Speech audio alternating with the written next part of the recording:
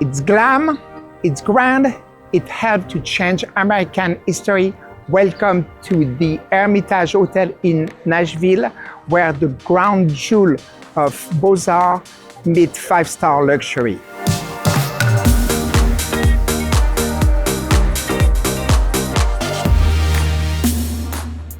Thank you so much for inviting me to visit your wonderful hotel. I can't wait to tell you more about it. Oh my God, the feeling is definitely impeccable. Tell us about this marble. Well, built in 1910, and to think that this Beaux-Arts masterpiece still exists today, the only commercial building still standing. Wow. The Carrara marble that borders the lobby was really the inspiration to the color palette and the design of the property. Every inch of this building tells a story and a connection to history. In fact, part of the design was to really find a beautiful juxtaposition that complements history, modern, future, and yet grounds you in present day. But the very space that we're standing in was the epicenter of the suffrage movement in 1920, which eventually led to the ratification of the 19th Amendment, giving women the right to vote. And those who are in support of the movement wore a yellow rose. This is a national historic landmark and one that cemented its role in American history. Welcome to Druzy and Dar. Wow. This space really was a culmination between Thomas Juel Hansen, a phenomenal Danish designer, along with Chef Jean-Georges, who is a global culinarian, a visionary, and we couldn't be more pleased and honored to have him in Nashville. What a remarkable space. The natural materials that you see throughout the space really help accentuate the beautiful vaulted ceilings. Yes, Thomas did a very fabulous job. And for me, the lighting designer, it was a great challenge. You know, how do you make it bright for lunch, make it bright for breakfast? Oh, we're gonna wait, but who was the lighting designer? Okay, l'Observatoire International. So let's cheer to Jean-Georges with his favorite drink. Cheers. A Negroni. Cheers, Jean-Georges. Love the Negroni. Let me tell you about this remarkable historical bar. Everything original to 1910 was protected and preserved, including the ceiling, the architecture, the original oak paneling. I know that there was not too much you could actually do with this space. I remember not being able to touch anything on the ceiling because of the historical aspect of it. That's right. We moved the bar into what was an original space, which now anchors a dining room. And does it not just have the most beautiful glow? I feel the warmth. It's a fireplace. Funniest thing is this little charming window right behind you where women were served on the other side because they weren't allowed to come inside the bar. Unbelievable. And you know what's really funny? More women have been in the men's bathroom than men. Oh you want to go check it out? I want to check it out. Let's go. Wow. Wow. Wow, wow, wow. Incredible. I've seen this on the must-see list everywhere. Everywhere. How often can you say you walk into a hotel to go see the men's bathroom? I love it. You've got this bold green and black, original glass tiling with original terrazzo floor, the sinks, the urinals. It's all original to 1930s. And it's beautiful. It has been part of video shoots, photo shoots, movies. It was celebrated as the best bathroom in the world at one point. And it's a great conversation place. Isn't it? We're sitting in a pretty important seat. You know, Elvis had his shoe shined here at one time. Many times we've been asked, well, why is the women's room not that cool? Well, it is now. We created a sister to the brother bathroom, and it's spectacular. I think we should take a picture there if we can. We've got to go check it out. All right, let's go.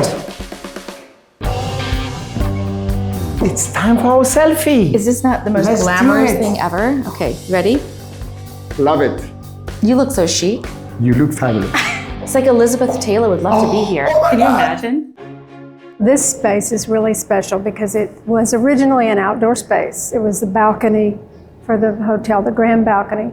So these windows were not there. It was completely open, and the hotel began here. So all of these walls are actually exterior terracotta, glazed terracotta. It's why there's so much patina on them. Yes, exactly. There's plenty of patina. All we did was clean it. We didn't do anything else to it. But the colors in the terracotta are what sort of started the color scheme for the rest of the hotel. Okay, I can see that. What about the ceiling? The ceiling came about because of the fact that this was an exterior space originally, and I wanted it to still feel that way. So we hired a wonderful artist here in town, but he went overboard and did really realistic clouds, which are gorgeous.